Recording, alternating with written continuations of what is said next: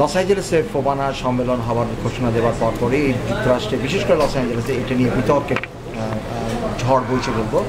এবং এটি ফোবানার সম্পর্কে এবং ফোবানা অর্গানাইজেশন সম্পর্কে প্রবাসী বাংলাদেশিরা, বিশেষ করে লস অ্যাঞ্জেলেসের প্রবাসী বাংলাদেশিরা এই সংগঠন সম্পর্কে এবং এই সংগঠনের কার্যক্রম সম্পর্কে কতটুকু ওয়াকিফ হয় সেই বিষয়ে আমরা জানবার জন্যে প্রবাসী বাংলাদেশিদের লস অ্যাঞ্জেলেসের বিভিন্ন জায়গায় আমরা কথা বলেছি এবং প্রায় আমরা মনে করছি প্রায় 100 জনের উপরে আমরা সবার সাথে কথা বলবো। আচ্ছা, রেজিস্ট্রেশনের ব্যাপারটা হচ্ছে যে ফোবানার এক্সিকিউটিভ এবং ফাউন্ডার মেম্বার যারা, তারা দোনো পক্ষেই আছে। আমরা চাই এক ইউনিটি, একটাই চাই আমরা। কেন চাই একটা জায়গায় সবাই মিলে যদি আমরা একটা অনুষ্ঠান করি এখানে ফোবানা, এটা আমাদের লস অ্যাঞ্জেলেসবাসীর জন্য এটা আমাদের গর্ব এবং আমরা চাই দুই বিভক্ত আমরা চাই, চাচ্ছি শুধু একটা।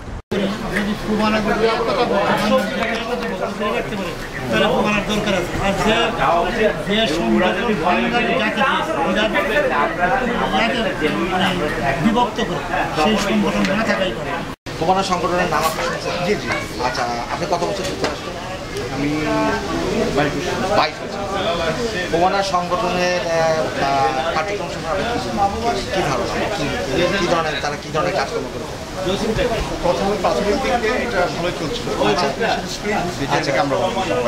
আমরা দুইটা সংগঠন হয়, অনেক সময় যাইতে মন চায়, কিন্তু এই দুইটা সংগঠন হওয়াতে এখন সেই এনকারেজমেন্ট নেই, যায় না যাইতাম এবং আপনি কি ফোবানা সংগঠনের একত্রীকরণ হলে একটা ফোবানা যদি সংগঠন এই সম্পর্কে আপনি কি বলবেন? অবশ্যই এটা আমরা বাংলাদেশ ফোবানা মানুষের মধ্যে বিভেদ সৃষ্টি। হ্যাঁ, এটা খারাপ কেন বা ভালো কেন? এটা দেখেন, এটা খুব ভালো লক্ষণ আমাদের রাষ্ট্রীয় হিসাবে। দেশের বাংলাদেশ যদি ওনারা ইউজ করে তাহলে ভালো জিনিস, ভালো জিনিস হবে। এক জায়গায় আসো, এক পতাকার নিচে। আচ্ছা, তারপরে কেউ এইদিকে এক ভাগ করবে, ওইদিকে এক ভাগ করবে। আপনি কি চান? একটা হয়, একটা না হওয়া পর্যন্ত না হলে আমি আপনাদের কিছু দিতে চাই।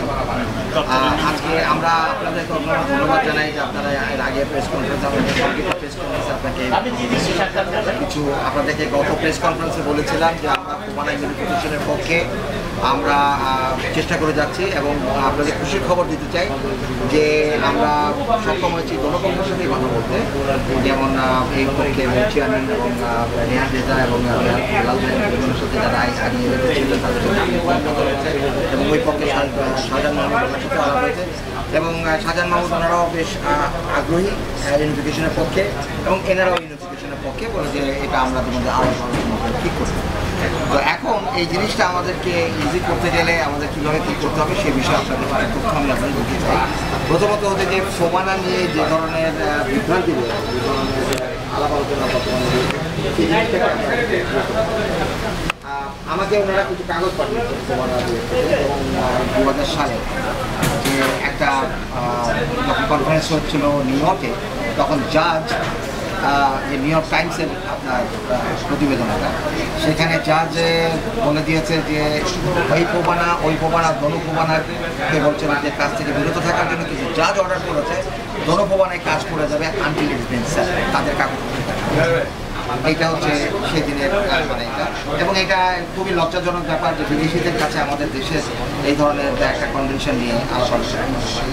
হাউএভার আর এরপরে আমার এখানে কিছু কাগজ আছে যে রেজিস্ট্রেশনের সংক্রান্ত বিষয়, হ্যাঁ রেজিস্ট্রেশনের সংক্রান্ত বিষয় এবং ফোবানার যারা মেম্বার আছেন, যারা ফাউন্ডার মেম্বার আছেন, তাদের এখানে এই জিনিসগুলো